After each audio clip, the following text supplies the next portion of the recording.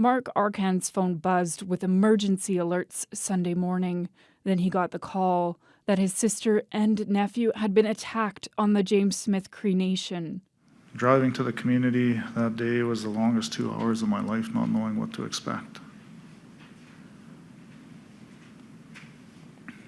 In the back of my mind, I thought about my family. What are they thinking? Hope they're holding each other. Arcand went to his sister's home and saw the unthinkable. The bodies of his sister, Bonnie Goodvoice Burns, and his nephew, Gregory Burns, were still outside. My first reaction when I got there was to go see my sister and my nephew. And touch her and hold her.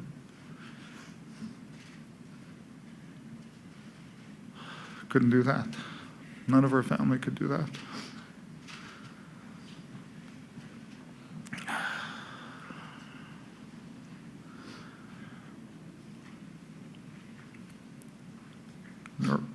Right outside of her home, she was killed. Arcand says she died protecting her children. 3 of her young boys hid in their home during the attack. Arcand, who's been sober for 20 years, says it's all incredibly traumatizing. That day I wanted to turn to alcohol.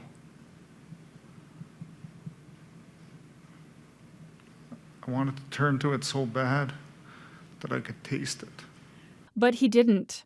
Instead, the family is focused on helping Bonnie's 5 children the way she would have wanted them to. To my understanding, these young boys want to stay in the community and be with their friends and go to school there. And that's what we're going to support, because that's what's going to make them happy. Arcand spoke alongside Bonnie's loving partner of 30 years, Buggy, as well as her father and her friend. She was always with her family. She was the caretaker of her home. They had a beautiful home.